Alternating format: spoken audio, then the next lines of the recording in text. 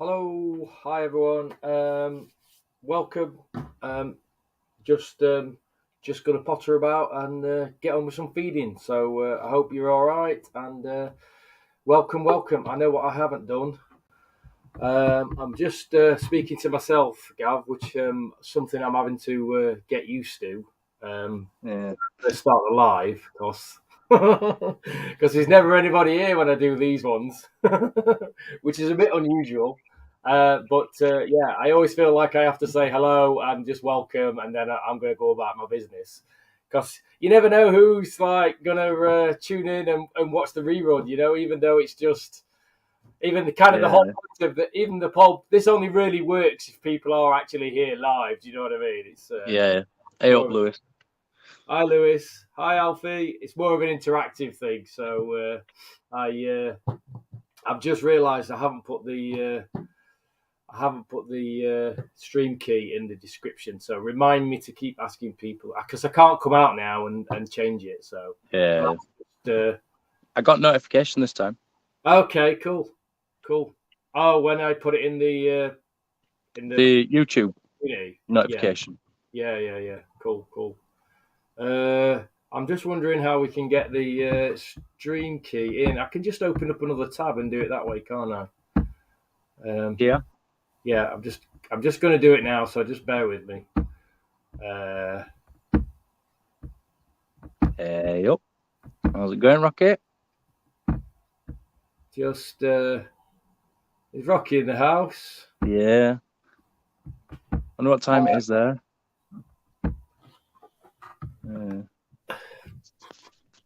It's 4:30 in the afternoon here.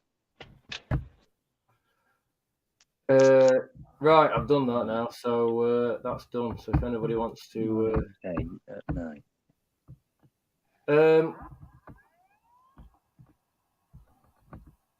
Hi Rocky, you all right? Yeah, don't hurt your There we are. brain too much, Gav. Is let him tell you. Yeah, well, that's what I just come up with then. Because I was working it out from when they do the lives. Turn my phone. When they do the lives, I'm sure it's 8 o'clock there, but it's usually 3 o'clock in the morning here. Right. Yeah. Yeah, I always miss their lives because obviously I try to sleep at night. The thing is not coming Sleeps up. for wimps. There we go. Um, Sleep gives you cancer, man. Everyone knows that. yeah. Einstein Sorry, that's a survived on 4-hour cycles, didn't yeah. Well, I mean, when he had a lot on his mind, didn't he? he? Yeah. Alfie. Oh, that's That's a broad one, is that, isn't it? that's a question and a half. That is, dude. Okay, so basically, it depends what kind of equipment you've got in order to check. So, what? Let's Before you start start, with. Mitch, I was actually going to ask you a question about this gender thing for Spiny. Yeah. About is it the extra spike that's Yeah. the defining So, between male and female? yeah. So females have got, I think, four, four or five spines. God, it's been that long since I've bothered sexing spines. I can't remember. Anyway, males have basically got. So at the end, females have just got like a gap between the final big spine and their where the subjunctive plate, where the V is at the end. Yeah. There's a big gap. Whereas the males have got an extra tiny spine right at the end between the big spine and the end, the tip. So, Alfie, let's start with what species is it and how big is it? Basically, that's because there's different ways of sexing different mantids. I mean, you can go by the main route is to count the number of segments on the underside of the abdomen. That's the most common way, which you can sex just about any mantis by that. But there are some little telltale easier ways to sex a mantis based on what species it is. So So let's start with the species. I am going to crack on with some work, by the way. I'm not here You to do stop that. mantis. That's sad to hear, is that, Rocky? But if you're working 16 hours a day, 6 days a week, you're going to be knackered, aren't you? So you're not going to want to do lives. Yeah. Okay. Yeah, that's a shame, Rocky. That's a shame. I was hoping to get on one of his lives at some point, but he always does them when I'm in bed. I'm in La La Land when he has his lives. So.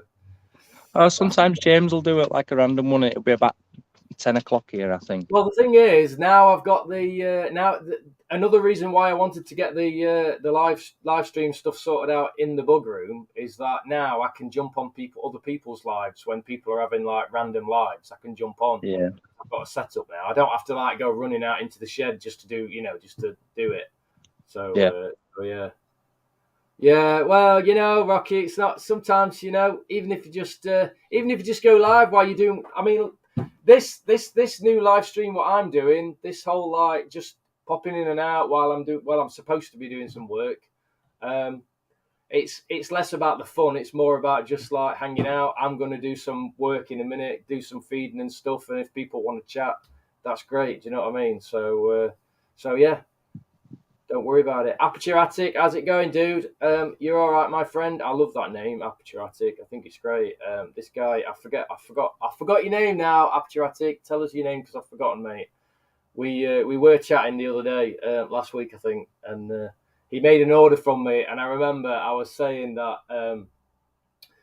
I noted his address because it was Aperture Attic and then his name and address sort of thing. And I remember thinking when I was printing his his address label off, I thought, you know what, that's a really cool name for a photography kind of for a photography studio. I thought that was really cool. And then he messaged me a few days later.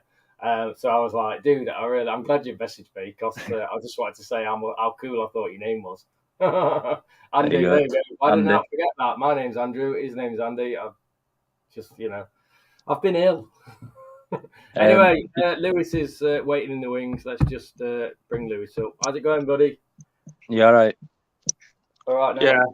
Yeah. So Alfie, giant Asian mantis. Yeah, the only way you're going to sex a giant Asian mantis when it's a relatively young nymph is to count the abdominal segments. I'm afraid there are no telltale signs between males and females until they get about.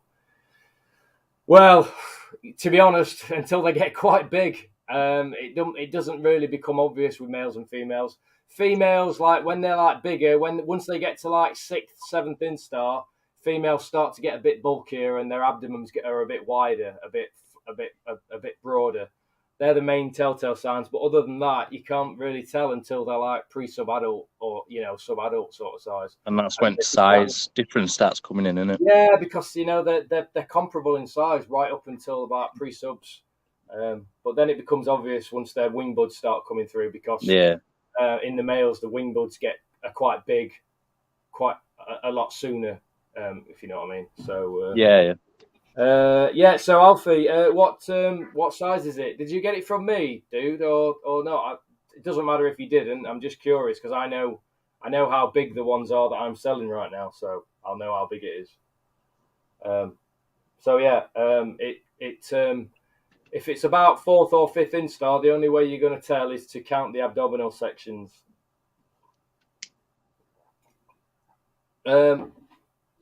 Rocky's doing a daytime stream on Saturday the 9th. We will be there, my friend. We'll be there. The 9th. What? They do like the ultimate barbecue. You know what? I'd be so disappointed if he didn't. No, like seriously. Yeah, I know, man. I can imagine. I think is it James's dad he has the cows. Do you know Lewis? Nah. All right, dude. See you later, Rocky. See you later, mate. Catch you later. I'm just going to get some mantis to feed because I'm supposed to be working and I'm just chatting. There you go. Yeah. Have you ever kept iridescent bark mantis? No. That's the Metallicus, isn't it? I think. No, the other one. Yeah, these are Violets or something. these are the Splendicus ones, the red and green ones. Yes, I've had them before. What they like to keep, Mitch? Yeah, they're actually quite easy, dude. Because I bought my mate one recently. You see. Yeah, I think who did I see? I saw a post the other day. Somebody had them. Somebody had a few on their hand. I think it was a guy in America. I'm not entirely sure. Yeah, I think Liam had them recently, didn't he? yeah, I think so. I'm not sure, to be honest. Well, I bought it off the guy Liam got them off. Yeah. Mantis Atlantis. Oh, you got them from Rick. Yeah. Yeah. Well, are you sure? Are you sure that they're the? Are you sure that they're not the Metallicus ones? Because No, they're not Metallicus. Okay. Because I know Rick had the Metallicus ones, but I didn't know he had the. I didn't know he had the Splendicus ones. No, I don't think it's even Splendicus. It begins with V. Like the second part's got V on it. I'll have to send you the name later, Mitch. What colour are they? Red and black, I think. Yeah, they're the Metallicus Violocious. Yeah, that's it. Yeah. Yeah, they're the ones that we originally thought you had, not the Splendid. The Splendicus ones are the much rarer, prettier, they're like green and orange sort of colour. They're the rarer. I to be honest, I didn't want to be rude, but I kind of knew you didn't have them, to be honest, dude. Because not only are they really rare, but they're incredibly expensive as well. I don't like the Splendids anyway. Yeah, I do. I love them. But the problem is that they're one of these mantis that are just incredibly overpriced. They're just ridiculously overpriced. But are they easy enough to breed then and get in captivity? The Metallicus are, they're pretty straightforward. The reason why they're pretty straightforward is because they're another one of the few mantids you can keep together right up until they're adults. Right. They're incredibly passive. So they as long as you've got plenty of space, plenty of crevices, because they love. I've found the best way to keep them is to keep them in. Bark, that cork bark sheets you can buy. Not cork bark, like cork sheets. So it's the ones that you put on back at Exos. Yeah, that sort of thing. So you just buy like a roll of that, and then just cut it into strips, and just have like sheets of it, like that, sort of in a vertically. Because that's what they like. They just, if you've got that, a reasonably sized enclosure, as long as you've got like loads of fast moving prey, so otherwise they won't touch food. If you need to. My mate says it's been feeding well. Like he's got it on, flightless flies. Yeah. Well, they're really active, so they're fine. It's just when they get a little bit bigger, you've got to make sure that you've got lots of fast-moving prey in there. So yeah, but yeah, they're really cool. They're cool. They're relatively straightforward, really. To be fair, they're not too bad.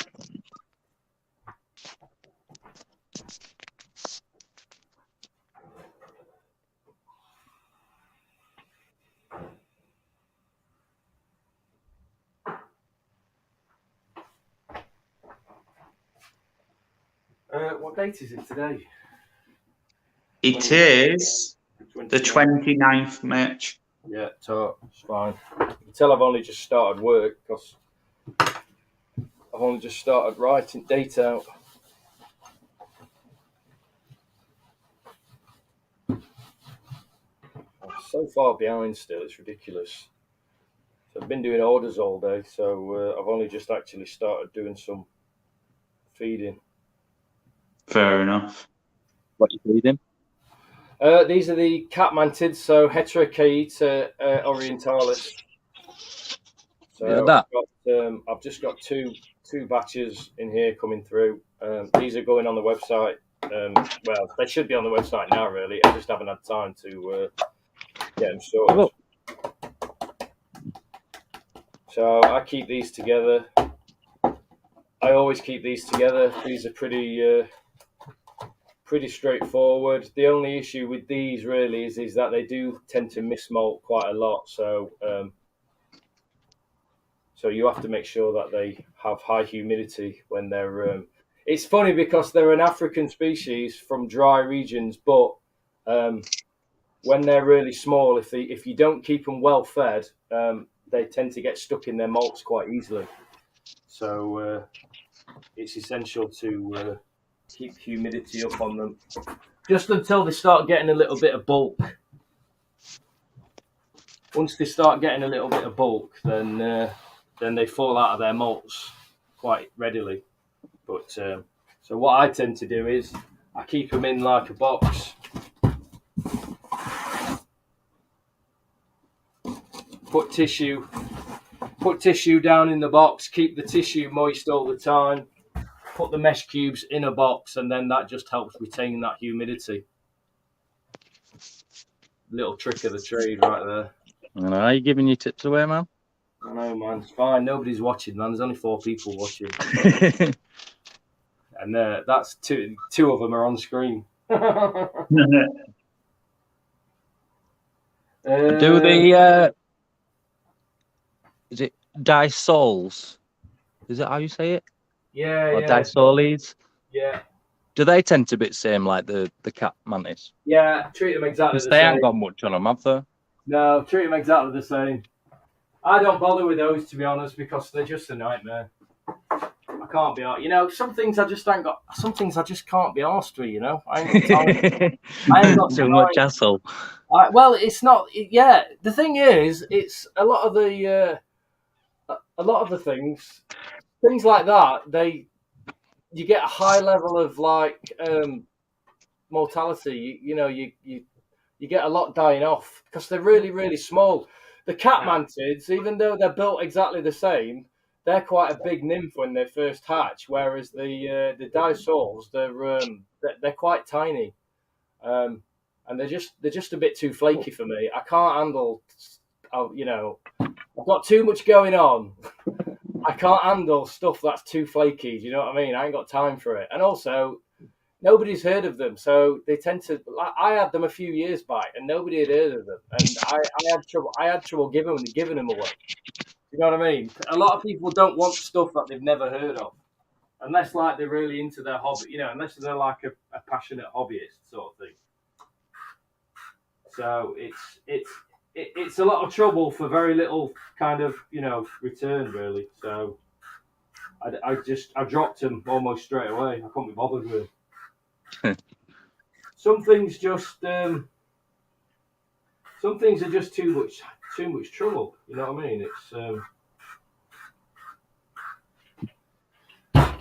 It's not, if you've not had them before. I've not had them before. I gave them a go. I was breeding with pretty.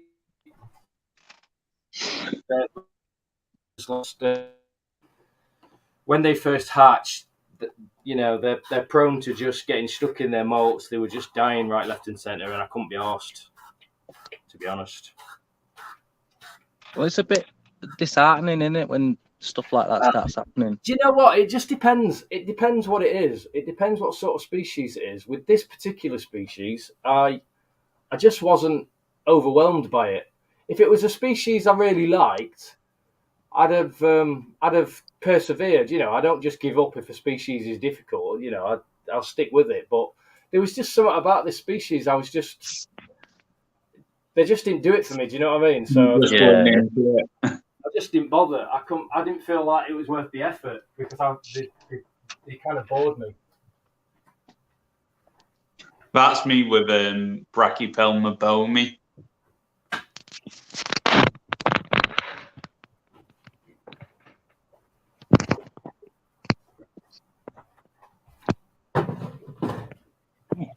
Lots of lots of watering these days because the weather.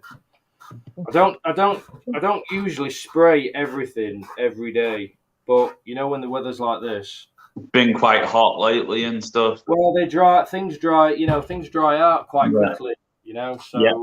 I tend to spray everything every day. If I can, if I've got time. I don't always have time, but I try to where I can. So, who we Mick, got? them scorpions you were on about before, Yeah. how big are they? Not too, well. I mean, I would say 1, 2, 3, about 4 centimeters. Gav, would you say? Is that fully grown? Yeah. Yeah, maybe 5. They're only a small species then, aren't they? Yeah, probably 4 or 5 centimeters. I think I can't quite remember, to be honest. I'm just thinking off the top of my head, but yeah, they're relatively. So you'd say they're probably a dwarf species then? Yeah, I mean, I would say maybe about as big as oh God, I forget what the other species is that I've got now. What are those desert ones that we've got, Gav? I can't remember, man. Gav's not there. Yeah, anyway.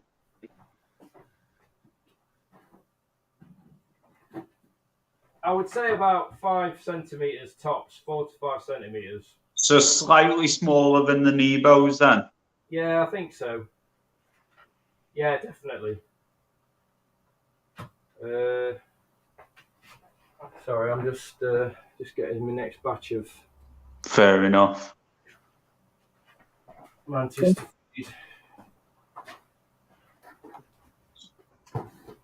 Nebo omonensis. There's Nebo whitey. Yeah. Scorpiomurus. Scorpiomurus, that's it. I would say they're about as big as them, aren't they, Gav? Maybe a bit smaller than those. Yeah, maybe just a little bit smaller. Yeah, I think so. Scorpiomurus, the Israeli gold. Yeah, that's the one. Yeah, I got those. I've got half a dozen of those. I think I'm keeping the rest of I've got now because I want to have a go at breeding them. We still need to sex those up, Gav, actually. Yeah. How big are adults of them? Because I'm trying to work out whether mine's adult, juvie, or what. I'd say they're about 5 to 6 centimeters, fully extended. About 6 centimeters. Yeah, fully extended. Mine might be an adult then. Right to the. But the bulk out as well. Yeah, they get when they come to sub-adult. Big, so. Yeah, I might have to see with mine because if it is, then I'm gonna have to try and sex it and find it a partner. Yeah, well, let me know what you've got, dude, because I think I've got about 6 now, and I think mine might all be adults. Yeah. So I need to. I haven't actually sexed mine yet either. So. Yeah, I need to find out. I thought it might have been a juvie, but by the sounds of it, I think it's going to be an adult actually. Yeah, they don't. They're not very big. Yeah, because the guy's had it a few years and he got it as a juvie, so yeah, could be an adult. Right. So. Oh dear. Oops. What you done? It's not what I've done.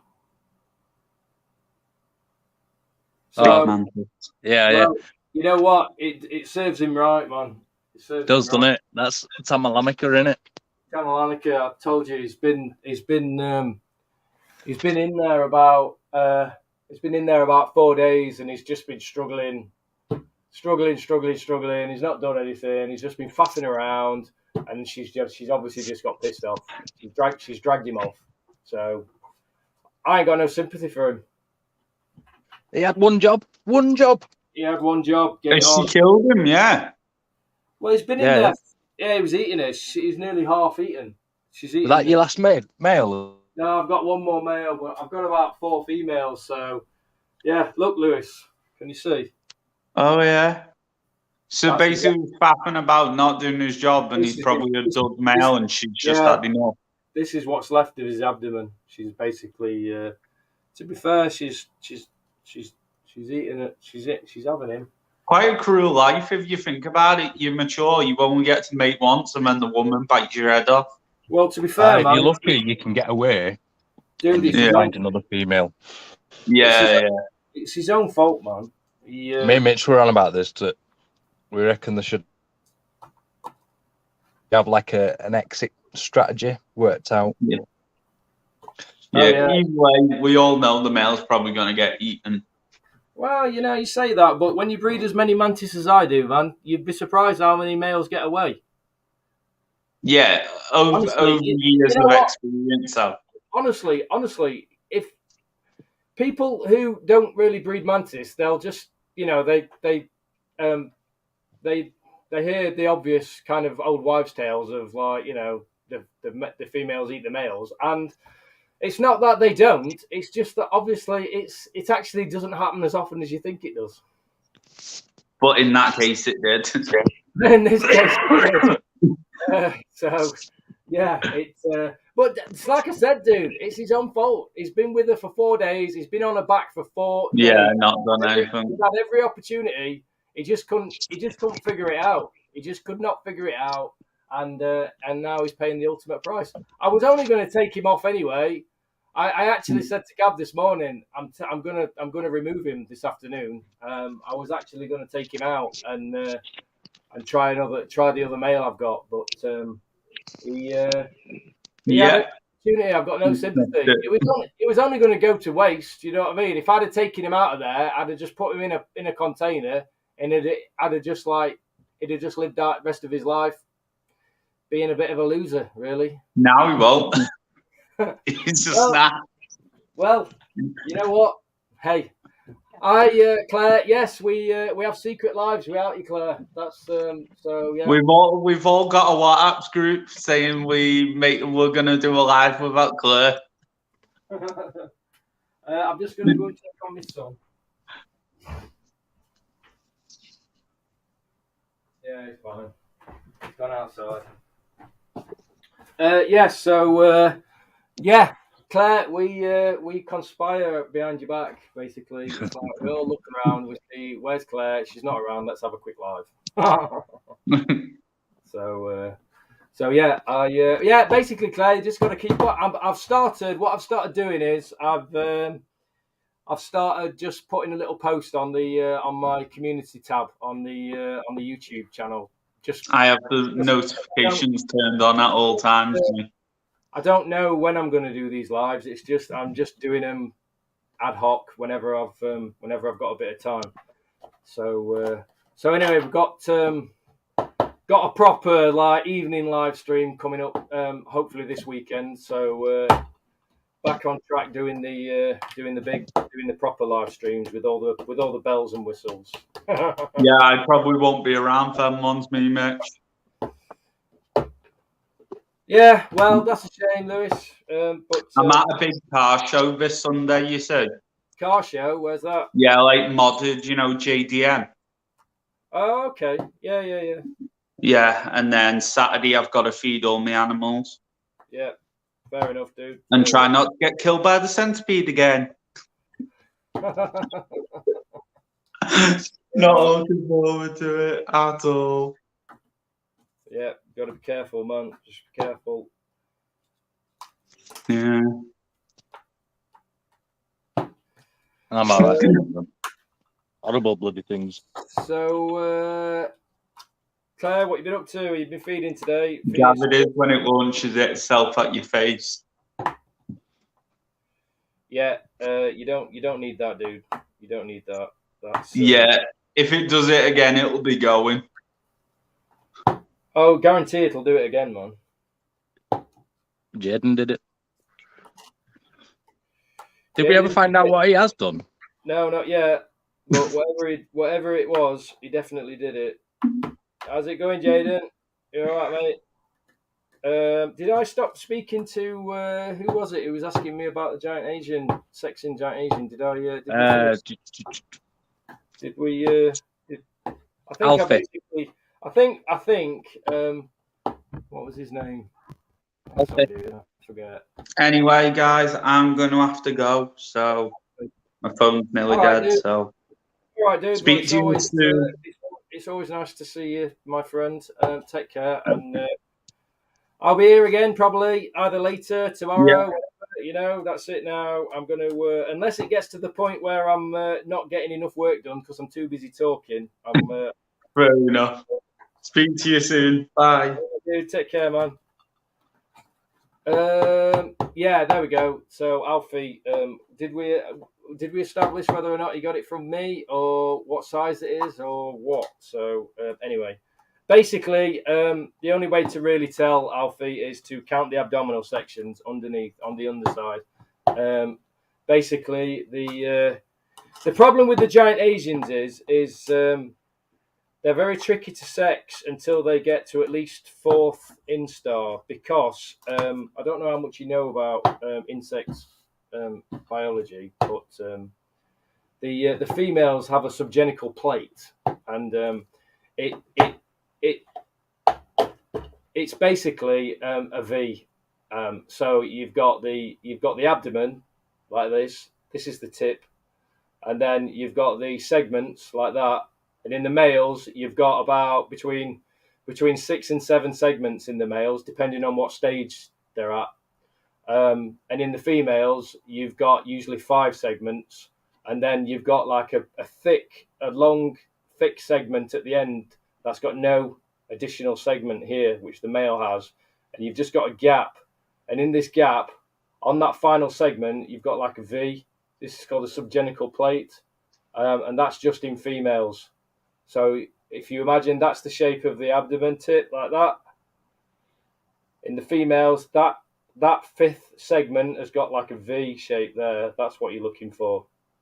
In males, imagine that V, there's no V, and then you've got an extra little segment here in between the tip and that 5th segment. You've got an extra one, and that'll be straight. That'll be a horizontal line basically. So that's about it, really, guys. That's what you're looking for between males and females, and that is the same in all mantis species. It's just the only difference is that in some species, like giant Asians, the subgenital plate doesn't represent itself until the nymphs get a little bit older. So you can't always tell. So often with giant Asians, and actually with most species from all Hierodula genuses, they are late in developing this subgenital plate. So more often than not, it's usually around 4th instar plus when you can determine between males and females. Before then, males and females often look very similar. You can sometimes see that subgenital plate, but the biggest problem with the Hierodulas is that they're too lively. So they don't sit still long enough for you to get to look at their bottoms. That's the main issue, really. I mean, I can sex most nymphs at 1st or 2nd instar, but only if they sit still long enough for me to look at them under the old jeweler's loop. That's the main issue, really. Just the fact that they don't sit still. So there you go. Basic.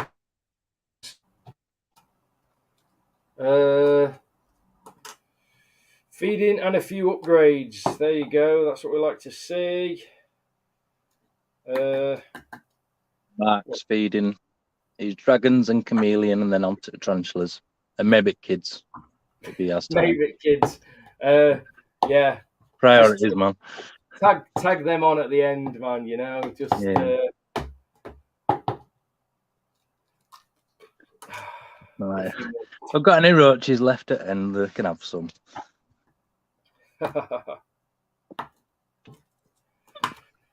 Yeah, I think I'm going to need to spend most of tonight feeding. I'm still really behind. That's me. That.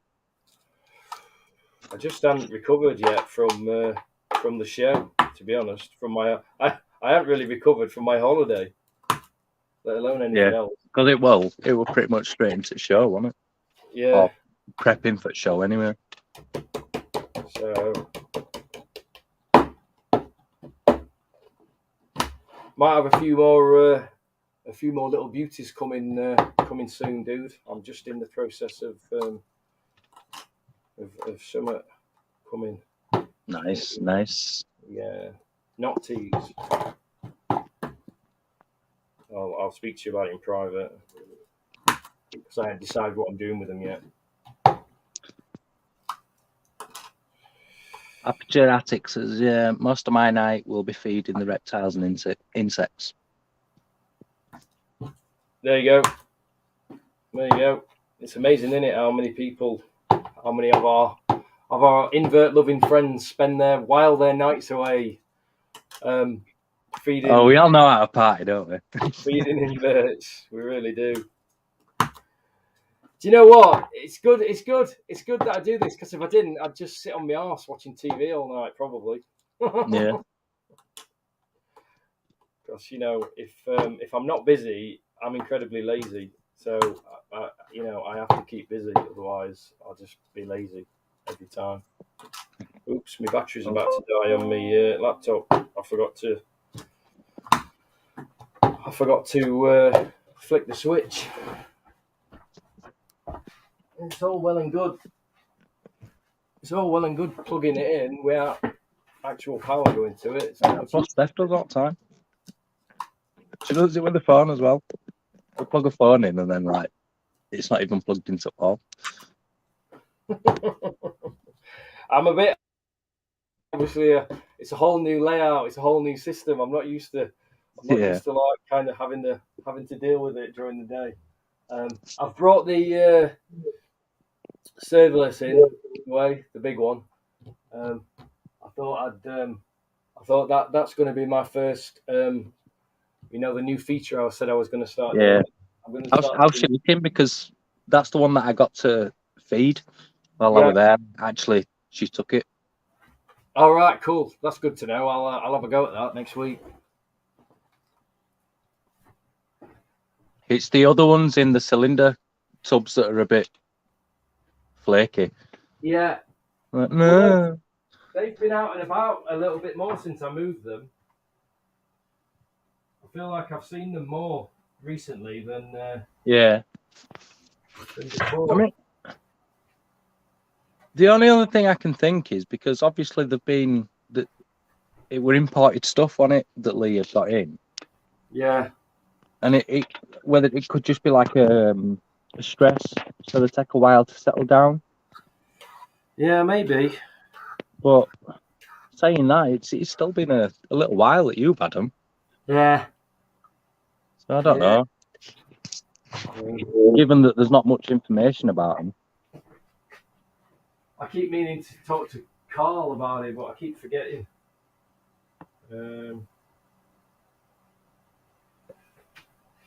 I'm guessing this is one that Frank's got as well, or had. Yeah. Yeah, I think so.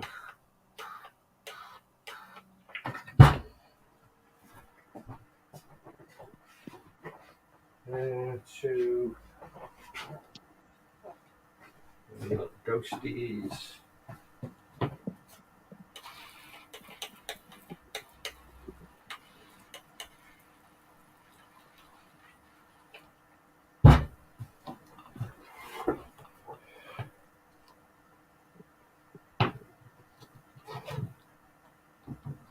So about the sling pots as well. So in that Superior Supplies, that's where I used to get the deli pot lids from. Yeah, but the shipping costs are they just make them too expensive. Yeah, it's more for the shipping than it is just for the actual lids. So, and I feel like it'll be the same. Well, like I say, I didn't finish looking. Yeah. Well, I'm not sure what you can do. I've got Lee's little catalogue here for the Which wholesale. vials do you mean? The ones with the round lids, square bottom, a round lid. If so, speak to Ian Tarrant. He had a post on saying if people wanted bulk amounts. Yeah, I saw that. What? I think there's a broken one here outside of me. You're on about them, I think. Yeah, just the standard like sling pot. Yeah. Yeah, Ian Tarantula's got a load. I don't know what sort of price he's selling them at. He wants larger ones. Larger ones. So they'll be like the Hadley. Fantastic Tarantulas. Hadley Davis. He used to have all like the different size sling pots. Yeah, I don't see. I don't have to buy them, you see, because I get So when you get amounts in that you do, then you get them back, don't you? Exactly. I don't. In fact, I've got more than I need. Really, I've always got more than I need. I don't know how that works, but I always end up with more.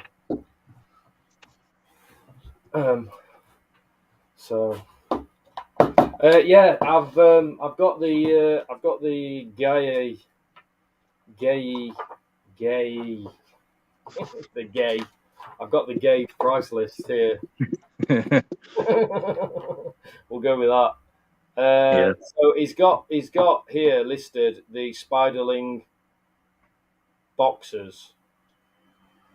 Now I don't know whether that's the ones that we're. Well, that's the smaller ones, isn't it? Well, he's got them in different sizes. He's got the 7-ounce ones, Yeah, and then the 24-ounce ones. Oh, So the 24-ounce ones are those bigger ones that you sent me that link for. Yeah. yeah, So that's the right one. How much were they? They worked out at about 70 cents. Yeah, something like that. There were different. Obviously, if you got like there were 100, 200, and so on, and it worked out cheaper each time. Well, Lee's, But yeah, that's the 24-ounce then. Lee's selling them at trade for a 25 pack for $18.75. So they're working out at about 95p each or something. Yeah, like that. thereabouts. Which might actually the extra, like the difference between the two. I think once it's nowhere near going to be what the shipping would have been. No, exactly. Well, the shipping's probably going to be equal to, if not more than, the actual pots themselves. Yeah. Do you have to pay taxes as well? I imagine, yeah, you've got customs charges to pay. Yeah. I think you'd have to basically order like tens of thousands in order to make it work. So I might end up just getting them from Lee if I can't find them cheaper anywhere else in the UK. Yeah. Which I always knew was going to be a distinct possibility. There's Frills. Okay.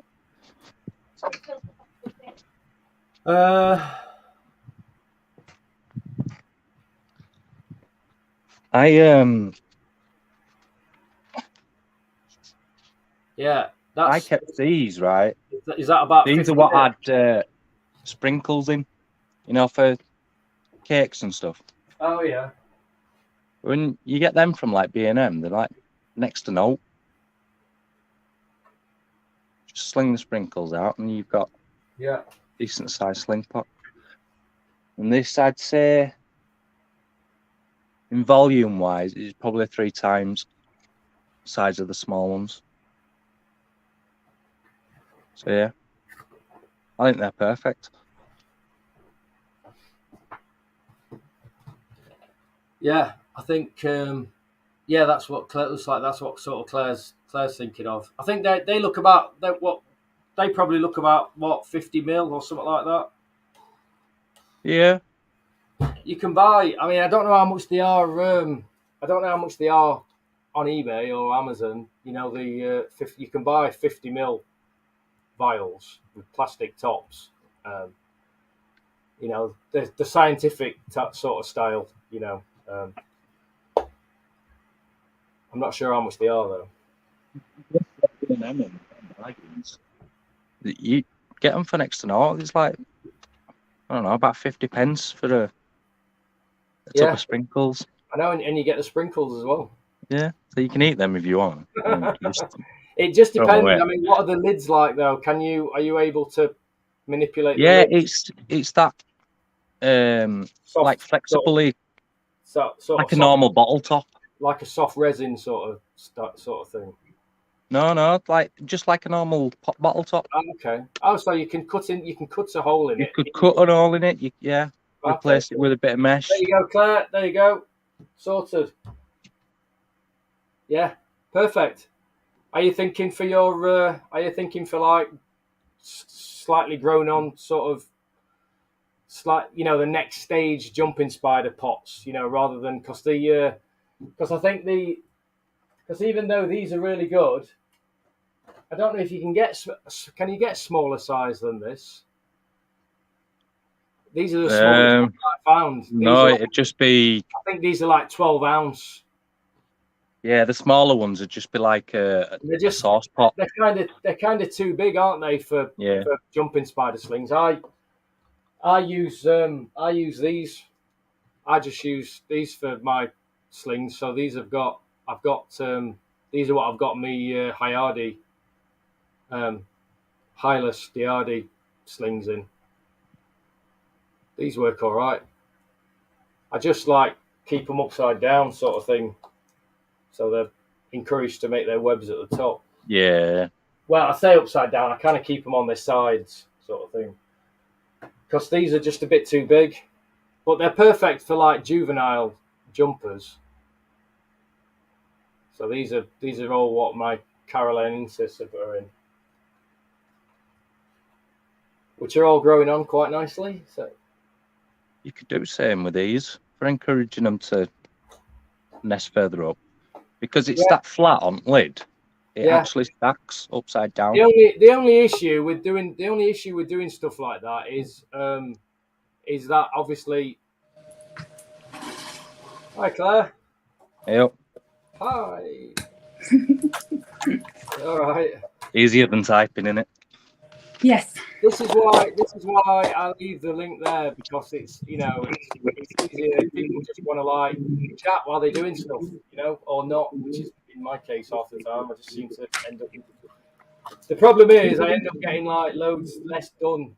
When I'm like not chatting and I'm just working by myself, I'll just get loads. I'll burn through loads and loads and loads and get loads done. But I need to try and be more multitasking. I need to try and like be better at chatting and working at the same time. So I can only get stuff done when little man isn't here, but he's due home in half an hour, so I'm like, do it. Yeah, well, I'm very lucky in that respect. It's that Arthur's and he's very much he very much just looks after, unless he's like in a bit of a weird mood. He looks after himself. He's an absolute delight. You know what I mean? He's out in the garden. Honestly, he just takes care of himself. The garden's like completely, secluded and sealed off. It's perfectly safe. He's got his trampoline out there. Yeah. We've got all the decking area that with his hammock. He's got a big hammock on there, and he's got and then his iPad doing his thing, and he's just perfectly happy. And because even if I tried to go out there and like be a good dad and interact with my son, it just pushes you away. It's like, yeah, it does. My boy, he's like child. Get away from me, Dad. Do you know what I mean? It's like leave me to do my thing. So I can just, it allows me to just do, just being here doing my thing, and he's out there, and quality parenting right here. Just like doing my own thing.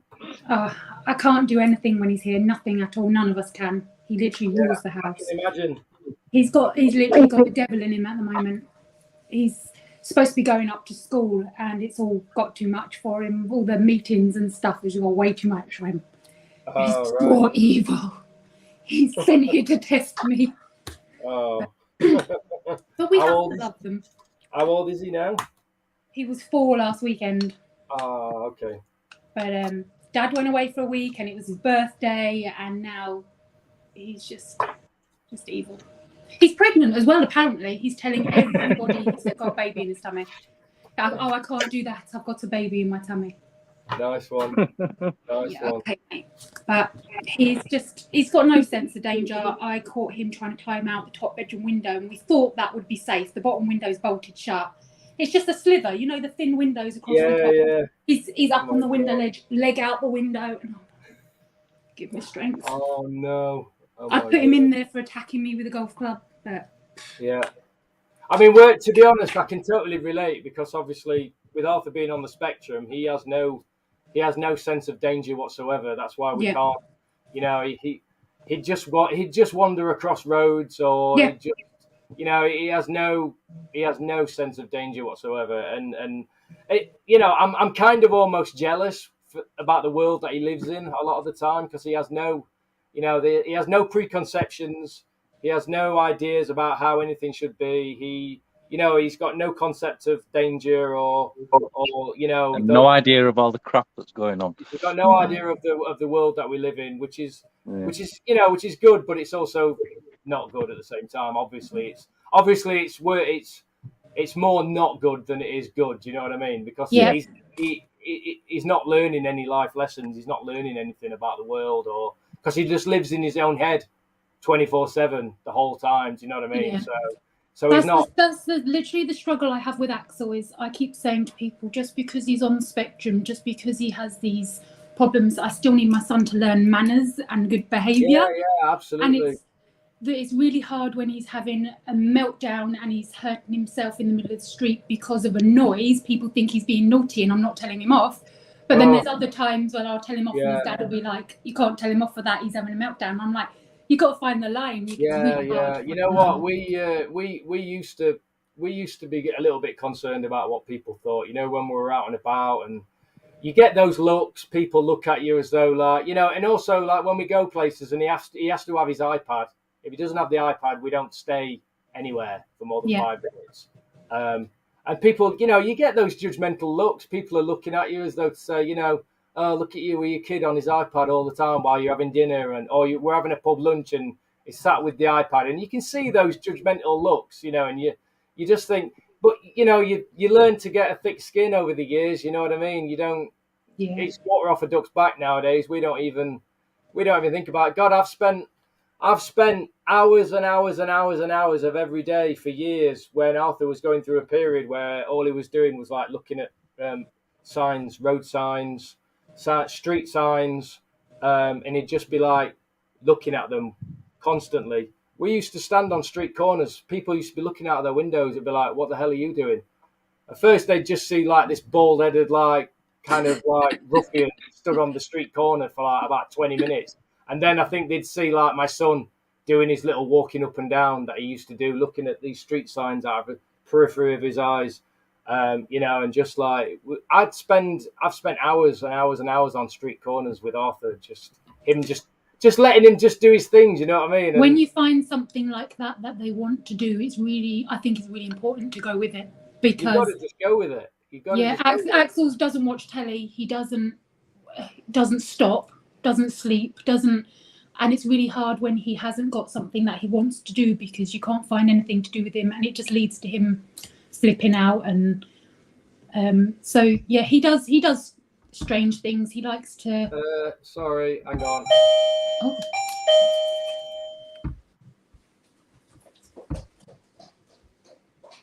Sorry, we had another. This is the problem when you put your link in the in the public domain. Sorry, thanks.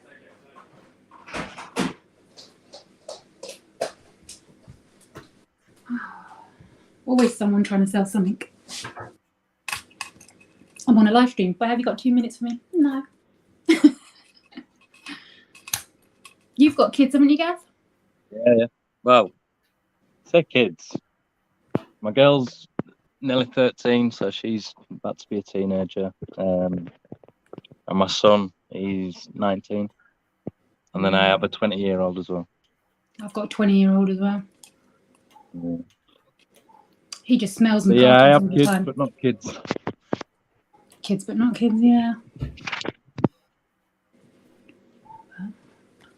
Yeah, don't get me wrong, he's hard work, but oh my God, he's hilarious. He's like the funniest kid you'll ever meet, man. He wears me out. But I will say, I love it that he's the only person in this house that generally likes the animals as much as I do. Yeah. Like, do you know what? I took him to the pet shop at the weekend and we were in the car on the way home and he's saying, I've got a pet. And I'm thinking, oh, don't look around. What's he taken from the pet shop? I was expecting him to be holding a snake or something. He had a dubia roach in his hand. We got halfway home, he let it go in the car. It's now the car roach. He'd obviously picked it up on the floor, off the floor of the reptile shop. Quality. But then the weekend before, he picked up a bee and it stung him. So yeah, it's back to that no sense of danger, isn't it? yeah, he doesn't have any sense of danger. And if he does hurt himself doing something, he wants to do it again.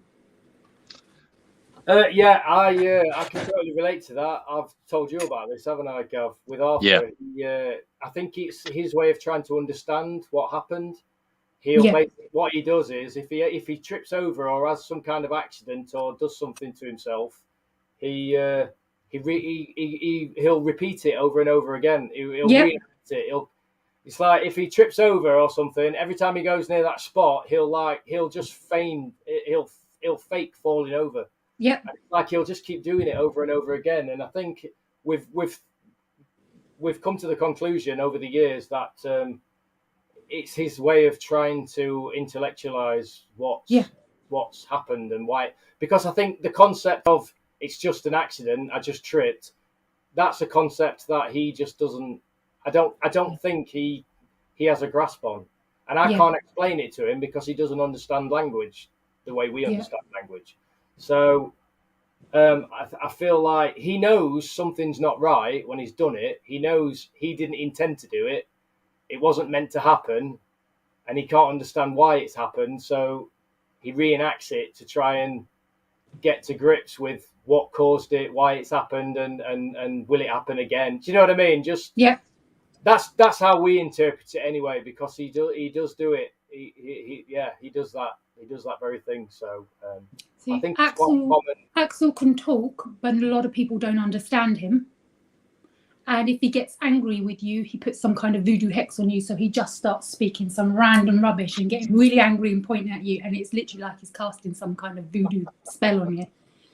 But he'll do exactly what you're saying, or he will just repeatedly try and talk about that whatever happened over and over and over again.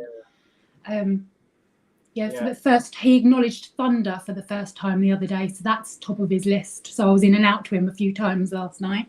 Yeah. We haven't had thunder for a couple of days, but that's on the top of his list at the moment. Yeah, but he'll just say like the bang, the bang, the bang, you know. Okay. Yeah. Yeah, Arthur used to say. Arthur has said words before. A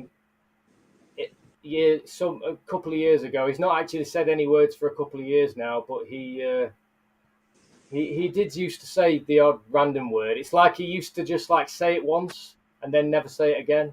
Yeah. We used to be like we came to the conclusion that he basically spent ages working his way up to saying a word. He'd say it, and then he'd said it once, and then we'd be like, did he just say what we thought he'd said? Did he just say a word? And we'd be like, let's just wait and see if he says it again. And he never did.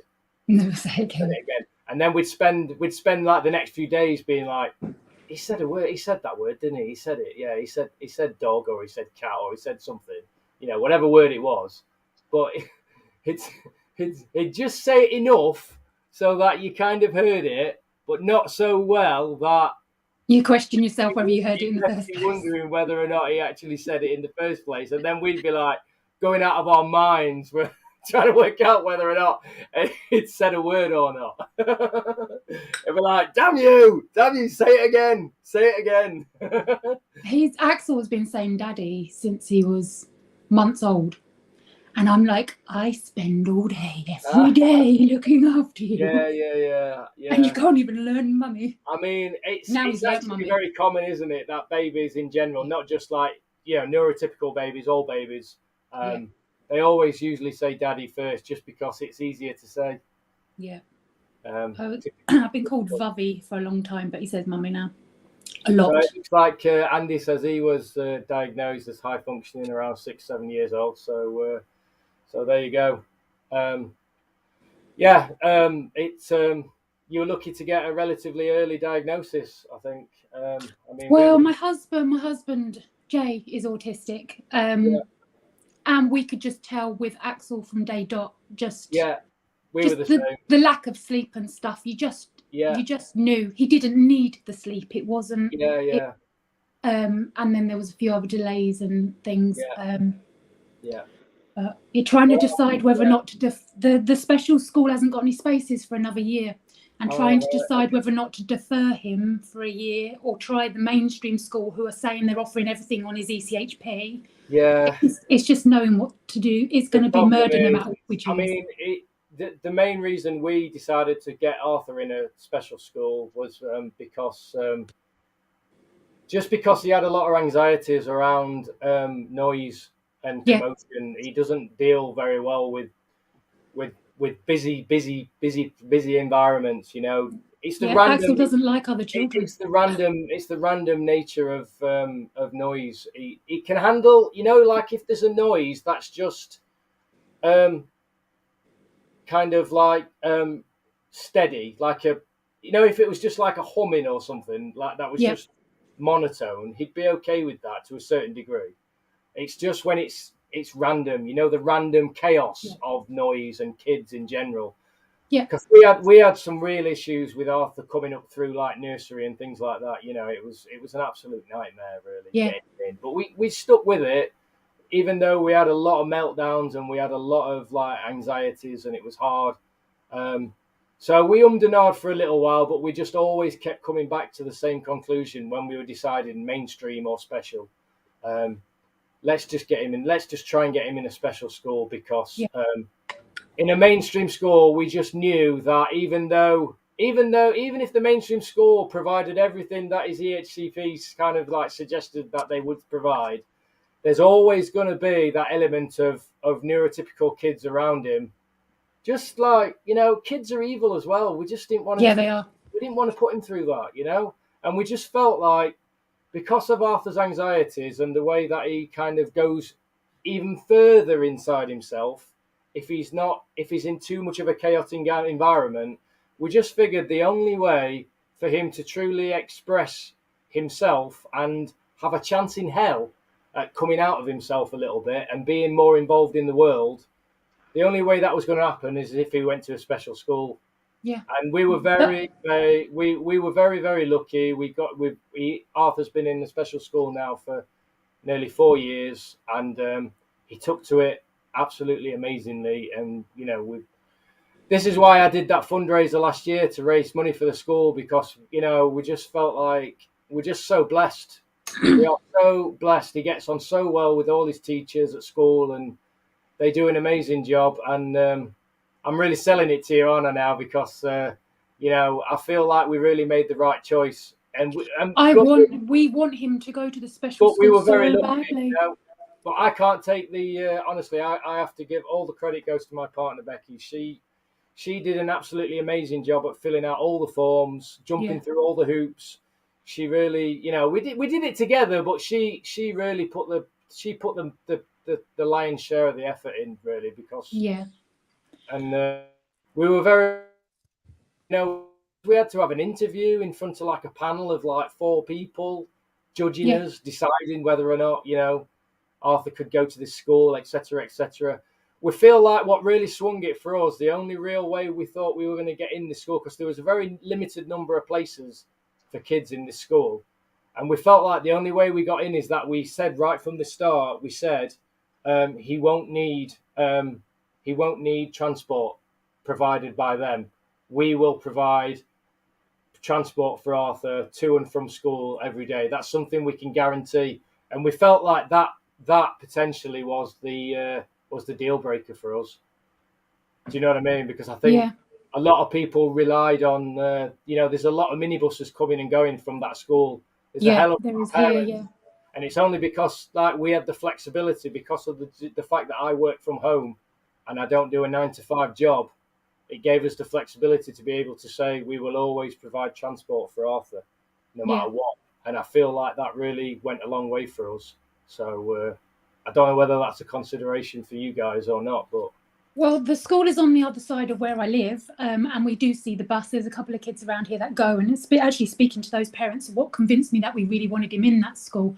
There's 2 special schools. There's the one, all his specialist nursing team and the CDC at the hospital, and that they all want him to go to that school, but they have got a mega waiting list. And the other special school, it's actually a mainstream school with a special unit on it. They pick up the flack, so they haven't got any spaces either. Yeah. Nursery don't want to keep Axel because he's hard work. Yeah. And deferring him meant that in a year's time we might still be in the same position. Yeah. So it was trying to decide whether or not we should try mainstream, where they're trying to offer everything they think you'll need. Okay. Well, but when I went for the meeting, it just wasn't enough, and I'm like, they're not going to cope with him. I know they're not. Yeah. So if they don't cope with him, then he'll be at home with me until there, and that's the best place for him, unfortunately. Yeah, my nephew, he's on the spectrum as well, and he's a little bit older than Arthur, but he's verbal and very high functioning, and but he still has a lot of the issues, social issues going on. They're Axel's biggest issues, and he's in a mainstream school, apparently supposedly being provided for with all the EHCP requirements, etc. She's had nothing but trouble for about the last 4 years since he's been there, always having problems. They just can't deal with him. Yeah, I know that's what's going to happen here. Basic things like him escaping and stuff like that. The first nursery he went to, he escaped. Yeah. Do you know what another main problem is as well? Is that he won't have the same teacher every year. He'll get a different one-on-one teacher provided every year, and that is one of the biggest problems, because sometimes it takes the whole year just for your kid to start to get to know and trust that teacher, and then at the end of the year, beginning of the next year, they end up getting another teacher, and then they have to start, and then it's just complete mayhem again for the next. It's taken us 2 years for him to get used to the teacher at nursery. Yeah. This is why deferring him was an idea, because we've just gotten to the point where I can even get him there, because some days you'd have to drag him there because he didn't want to go, and then when he was there, they struggled with him. He's obsessed with doors and locks, and it can be windows, it can be you name it. But we're walking down the street, and if someone's front door is open on the other side of the road, he has to go and shut it. He will lose his mind if he can't go and shut it. Yeah. I imagine Arthur would be like that if he saw that, because he's always shutting the doors, turning the lights off, shutting He doors. has pressed fire alarms and all sorts. Yeah. He is awful. You're going to have to excuse me because I've just missed a call from Becky, so I just need to make sure everything's all right. Well, I didn't get the spiders sorted in time, did I? Started chatting instead. Yeah. I've got 1, 2, 3, 4, 5, 6, 7, 8 Aresis, velvets that I want to upgrade. I've got the little upgrades, but I think they might be a bit too big still, but I don't want to keep them in the little vials anymore either.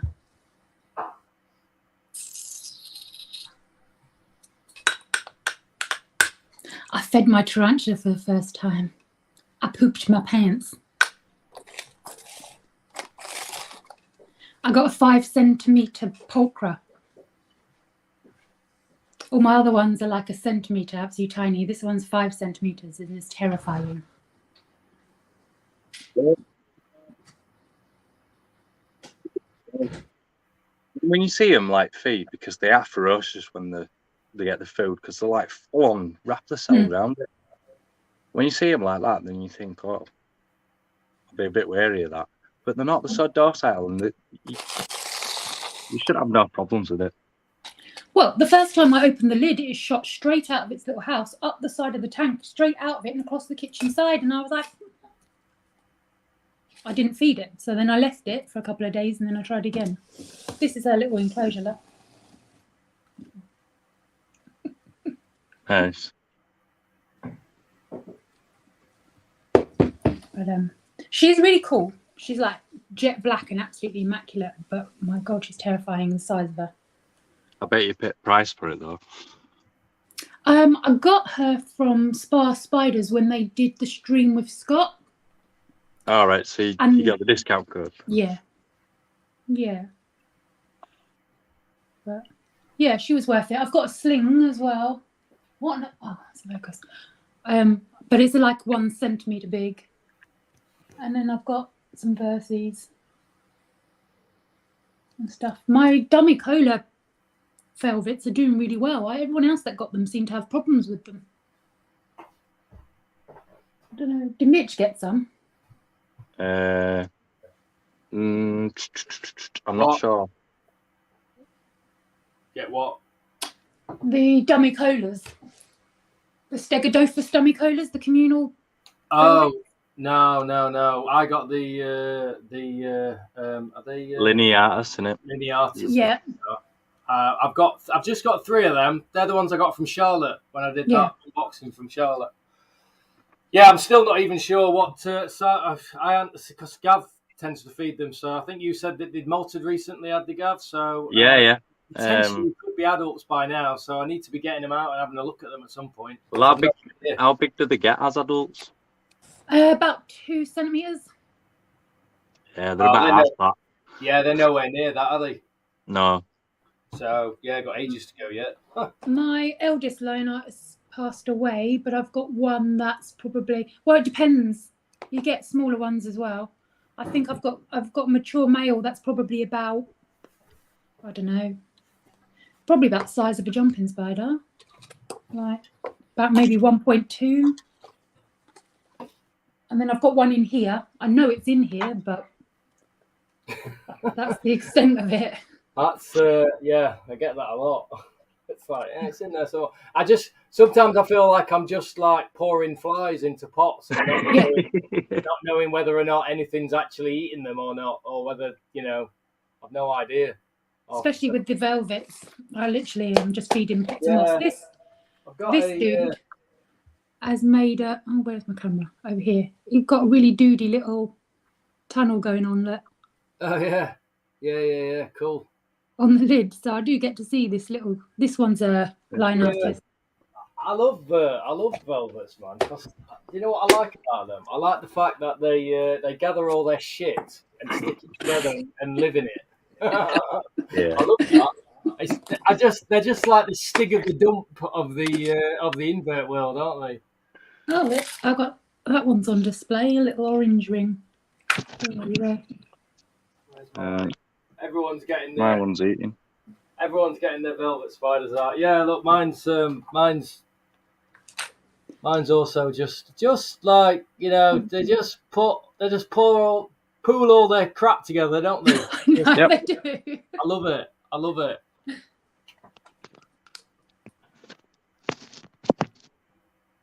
So it's nowhere near an adult, this, and I've had it about 2 years already.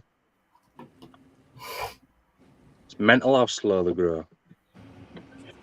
Is that your velvet? Yeah, Wakanaka one. Yeah. There's my other stick of the dump. So yeah, did Claire answer Mandy's question? I haven't. I can't see how big do velvets get. They get quite big. Well, they get bigger than the jumping spiders, man. Yeah, they're a good size, aren't they? Really. So yeah, my male that. Oh, sorry. My male that just matured, I sent over to Jeremy. He was huge. I was convinced it was going to be female because it was really quite big. I'd say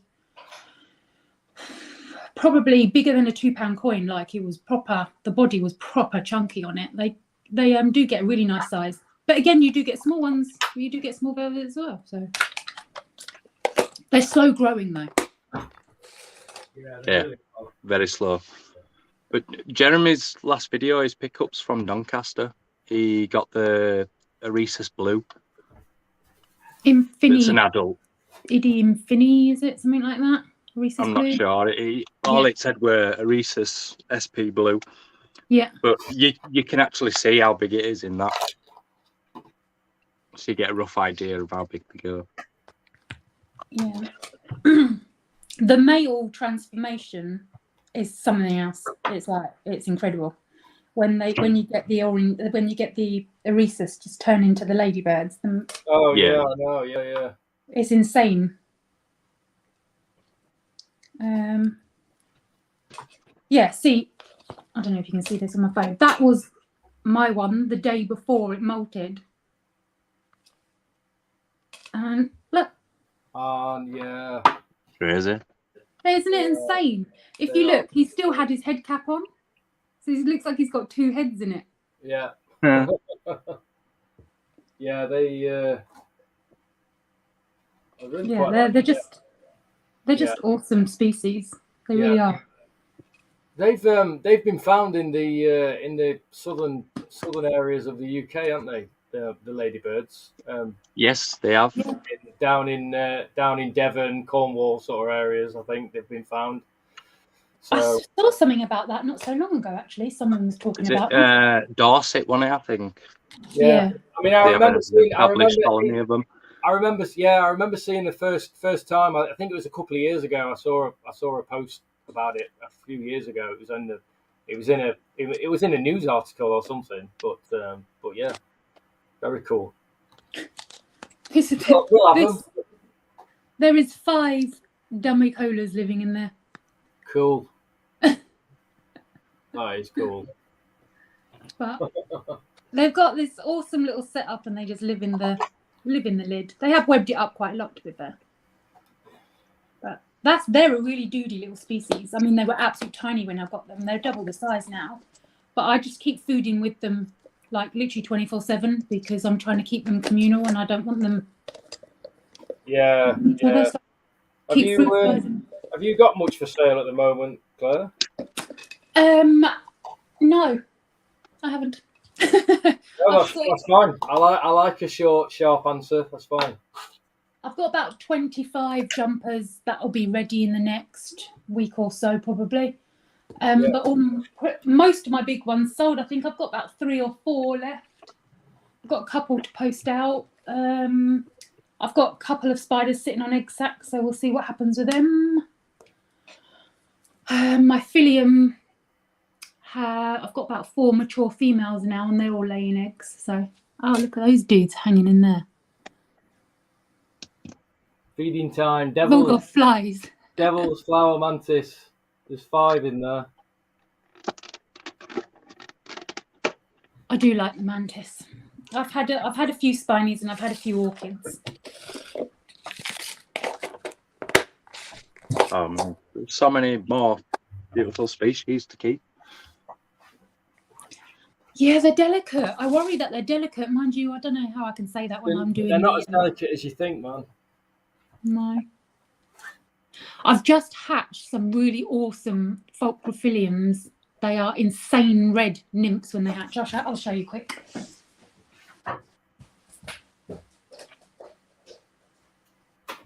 I think I've seen a video like these ones, you know. I think somebody shared a video on Facebook. These are fulcrophilium fulcrofolium. And I've just had a random bunch of them hatch. Look at them. Oh, cool. Yeah, They're nice. so red. Yeah.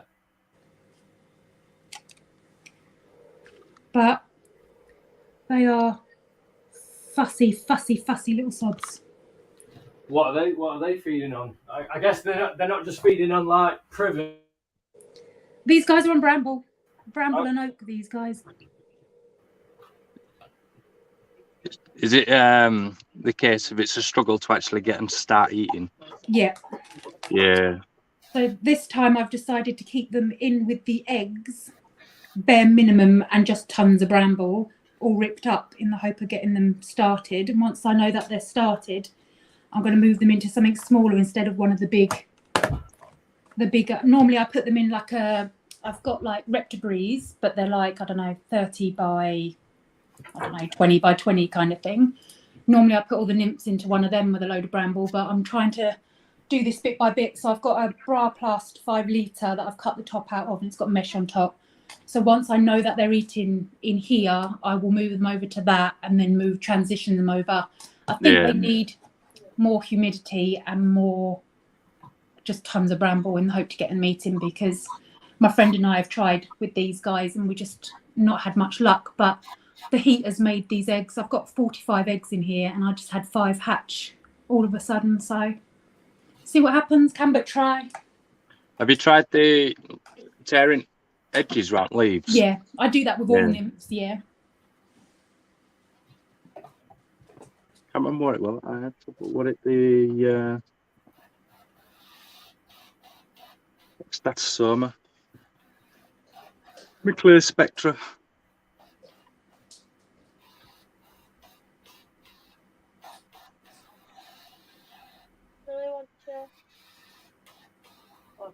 Millie wants share. What a second. So the Starly of molting again, dude. It's getting there now, man. Yeah. Yeah, getting a good size now. Males are sub-adults already. This is one of my adult females. Nice. She gorgeous. Cool. Oh, that is. Look at the green on that. It puts my Corydodes to shame. Some of them have got insane. One of my favourites is the What is that you got there, Mitch? Westwoody. Corydodes Starly. One of the rarest you'll find. Oh, of course it is. That is gorgeous. I love me anything that looks like a leaf, though. Yeah, well, these are in terms of like mantis. These are the leafiest of the leaf, really. Because the shield. This is just an ordinary Philium, but they don't get the respect. They're just absolutely stunning. I know everyone wants ones that aren't green, but I love them. Don't know. I think we might have to get some of these, Mitch. For Critter Cam. That's really cool. Yeah, absolutely. Because some of the colour forms are just I know. out of this world. I used to keep quite a few different ones, but I don't remember the names because I haven't kept them for absolutely years. There's some of the different colours. They were ranging from like green, obviously, through to like yellow, orange, brown. And all the colours of the spectrum going all the way through. I've got some Toblerone, and they are yellow and brown, and they are absolutely stunning. They're the ones I'm thinking of. Yeah, they are awesome. They're the ones I'm thinking of. They're really, really big, aren't they? They've got a really big leaf body, so to speak. Don't know how else to describe it. But when I did that. When I did that pet show back in the day, the one I did with Phil, I got a load of different ones in from a guy in Germany, all different colour forms. Yeah, they're the ones. This is a sub-female. She's got little bud wings, but I don't know if you can see. She is like bright yellow. Yeah, no, I can see it. Absolutely stunning, honestly. And they've got the little eyes that you can see through. Yeah, the colours are absolutely amazing, aren't they? Yeah, we should definitely. Well, it's like I keep saying to you, Gav. If you can be asked to go and forage for the bramble, dude, I'm open to anything. Really, I just can't be bothered to go and get the bramble.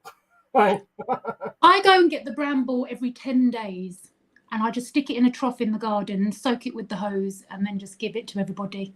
Yeah, I used to just harvest a load, put it in a massive tub, and just fill it with water, and just keep it in there in the garden, and it'll stay fresh for weeks like that. Really.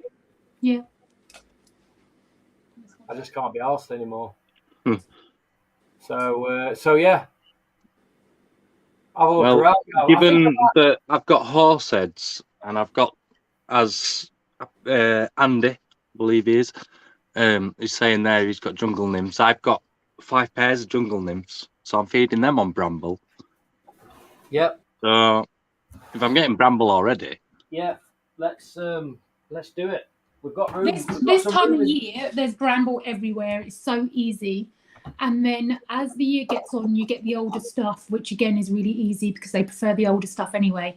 It's kind of the beginning of spring when it's fresh leaves. You're not supposed to feed them the fresh buds, and that can be a bit of a pain because you have to pick it and then you have to cut all the fresh buds off it and just give them the older leaves on it. But to be fair, I think I only did that probably maybe over about 6 weeks. So I probably did it about 4 times. And then all the good stuff's back because it just grows like mental. I've got meadows, open meadows, and it's just full of it. yeah, that's what it's like around here. The same around Mitch's as well.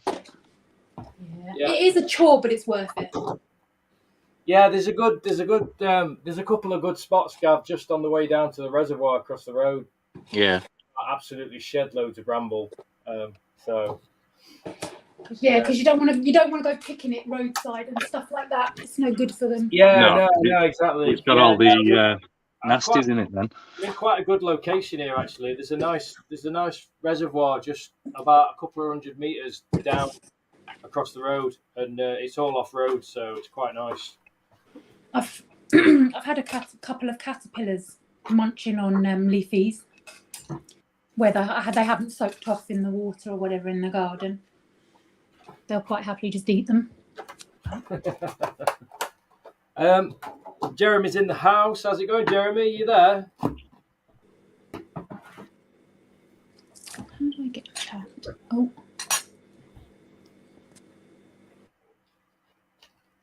Oh. She's gone.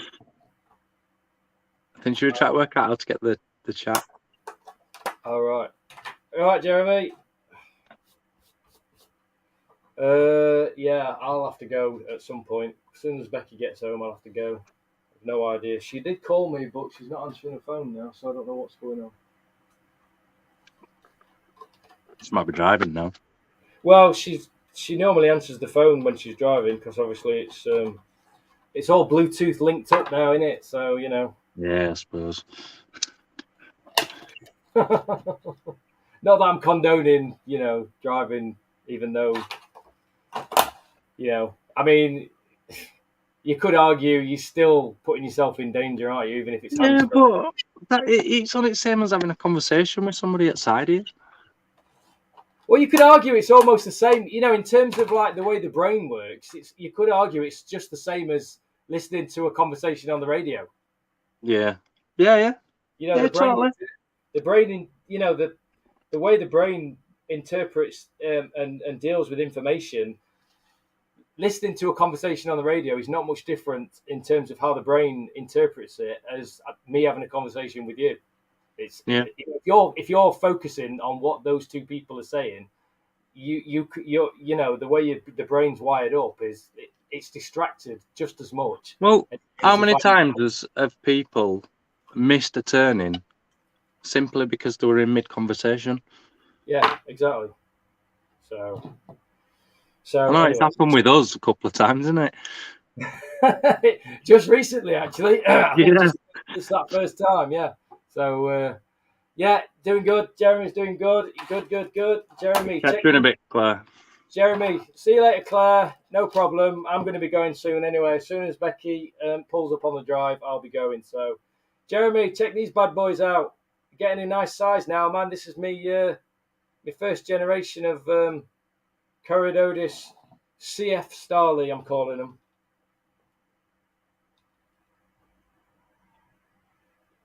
Get a load of that, Jeremy. You jealous?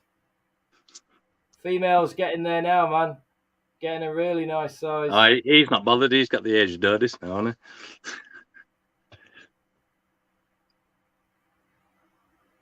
he? Yeah, but come on. Corydodes shields, man. Put Aegis shields to shame, man, don't we? Yeah, totally.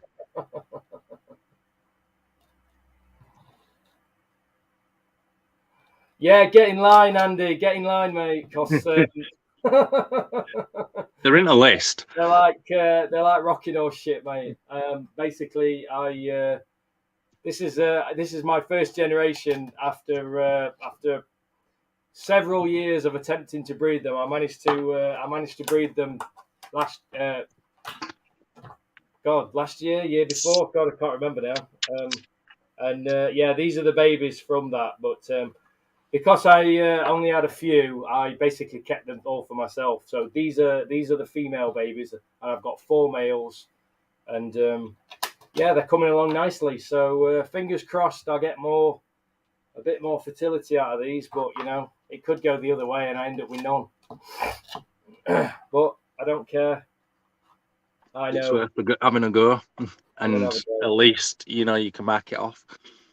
I mark it off. Yeah, well, I mark off Asiododis as well, if because I've just got that one female at the moment paired.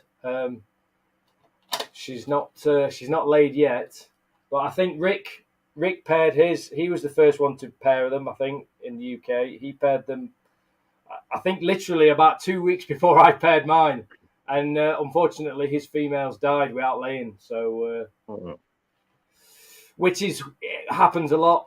Unfortunately, happens a lot. So my female, I might have to re-house her because she's very, very restless, which, you know, is a sign that she's wanting to settle down to lay, but she's not happy. She's been very, very restless. She's moving around for days now. She's been moving I've around. noticed that behaviour before, you know.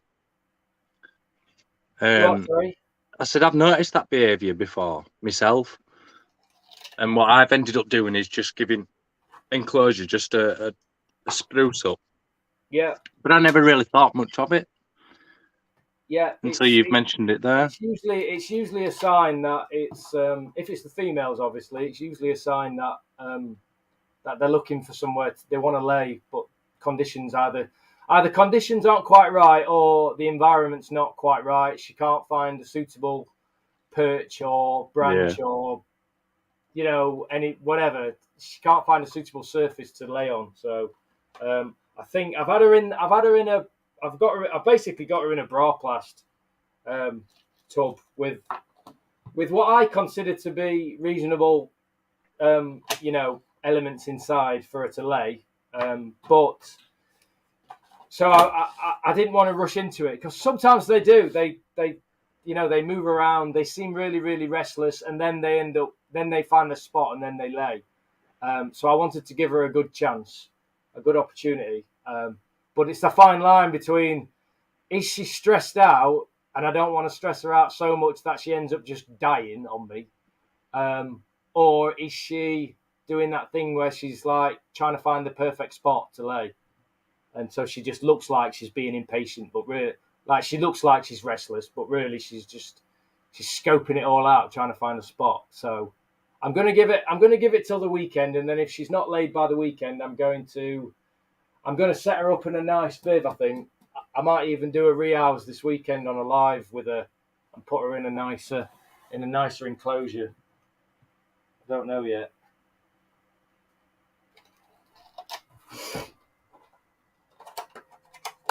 What did Jeremy say? No, Corydodes dash Asiododis. What's he saying? Is he saying he prefers Asiododis, or is he saying, I don't know what he's saying. I don't know what that means.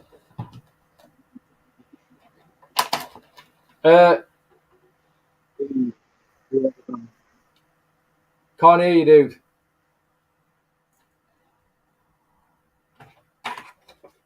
Speak. No. I can hear a little bit, but it's really muffled. Hello. Yeah, that's better. No, it's gone again. Hello. Yeah, that's it. Yeah, it's the greater than sign in it that you use when you're doing. Sorry, yeah. Like maths and stuff. Sorry, yeah, I know, and I'm being thick. I missed that. Yeah, I'm simpleton. You're academic. Well, no, that's not but no, I am the one with the maths background.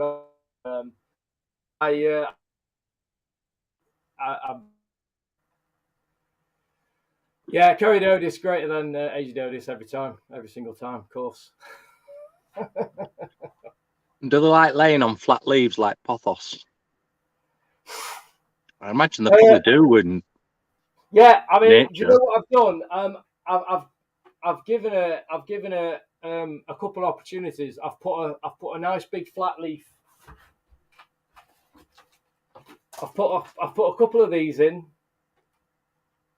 and I've put her a nice thick vine in there, but she's just not happy. I think I'm going to have to get her out there. If I get time tomorrow, I'm going to get her out. I think because I'm a bit concerned. But I'll be pairing another female soon. My next male's nearly ready. I think about another 4 or 5 days, and he'll be ready. I think. So.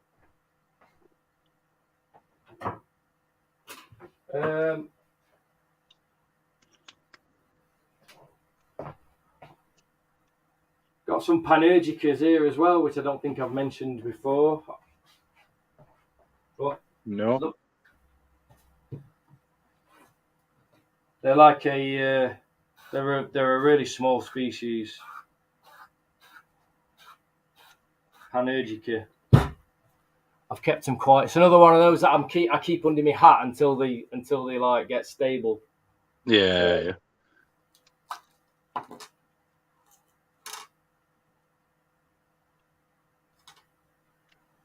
I'll have to get some macro footage. Yeah, you can't really. I'll have a look on Friday. They're about 4th Instar now, believe it or not. And what are those? What are it? Pangeas? Yeah, Panurgica. Panurgica. I'll remind you to show me them. Yeah.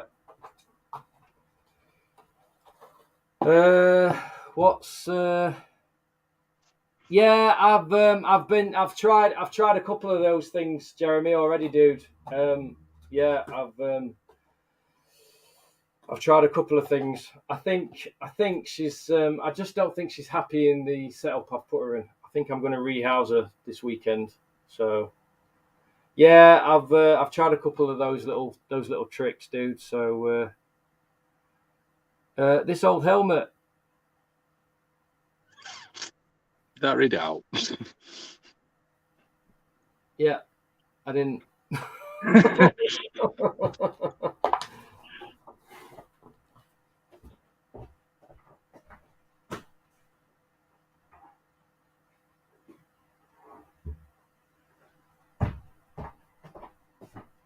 So I think I'm going to do a play your cards right soon, dude. I'm getting ready.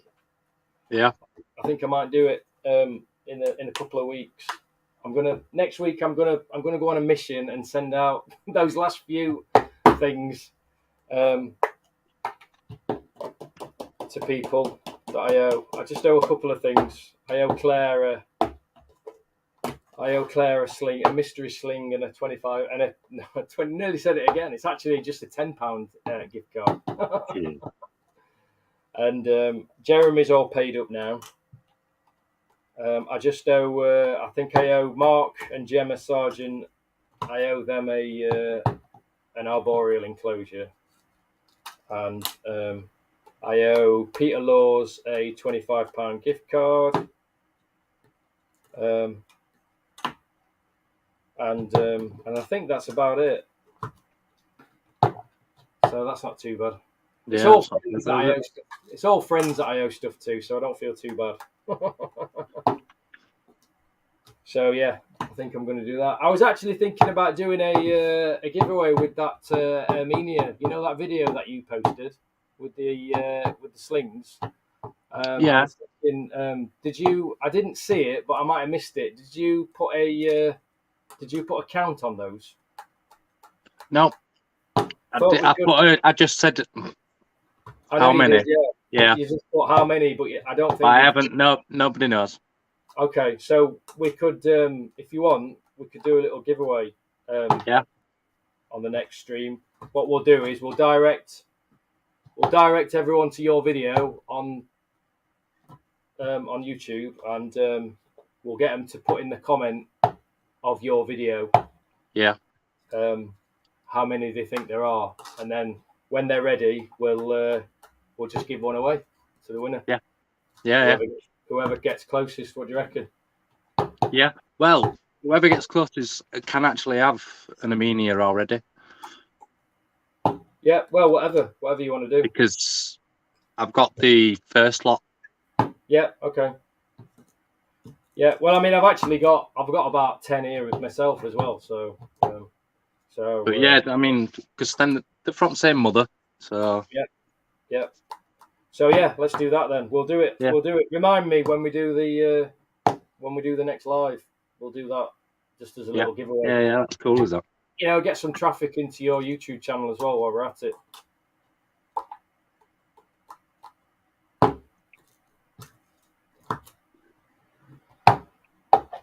Because I was going to do a giveaway with my Rombadera Kirby hatch that I had recently as well. I took a photo before I split them all up. I'm going to post a picture and just get people to guess how many is in there, and I'll give one of those away as well. So I'll do that on another live. Yeah, I might do it as a short on YouTube. So like, just hold the. Oh no, hang on, I don't have it. I've emptied it. I just have a photo. I could print it. I'll print the photo off, and I'll hold it on a short, and I'll say how many. Well, no, because you can still add it as a into short. Oh, as just a picture, photo. and just play some like background music on it, and then just have your writing pop on or something. Yeah. Okay. Yeah, because I've not tried to do a still in a short, a photo. I've only ever done like videos, so I wasn't sure. Yeah. Yeah, you could just have the. Yeah. Do you sell the fancy leaf mantis? No. No. It's one of those species, Claire, that are basically just so like rare and difficult to breed. If you do manage to do it, you basically end up just keeping them all for yourself, which is exactly what I've been doing. So.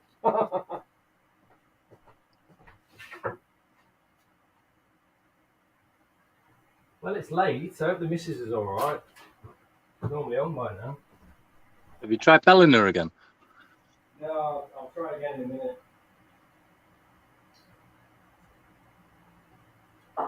She's probably just stuck in traffic. She's probably just called me just to let me know she was going to be late. Or sometimes she'll call me and it'll be like, fish and chips.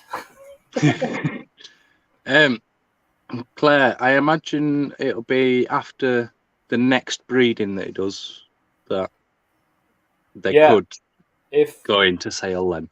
If I'm very, very lucky and I manage to get a couple of pairs to adults and I manage to breed them and I manage to get them to lay oots, there's a hell of a lot of hurdles in the way here. Yeah. Because these aren't like any other normal average sort of mantis. Just getting them to adults is an achievement in itself. Getting more than one pair to adult is an achievement. Getting them to breed is a massive achievement. Getting them to lay an ooth is a massive, massive achievement, because generally they just die before they end up laying. And then getting a fertile ooth is, well, I would up until now, up until last year, I would have said impossible for me anyway. Yeah. But I did manage it. So yeah. Only person in the UK, I might add, as far as I'm aware. But we don't like to say stuff like that, do we, Gav? No. We don't like to make bold claims. Anyway, the missus is home, so that's it. I'm going to wrap things up, guys. I'm going to go because the missus is home, so it's time to start thinking about dinner. Right, Gav, I'll speak to you in a bit. Right, thanks, everybody. I'll speak to you all very, very soon. I might be online again later. So, bye. See you later.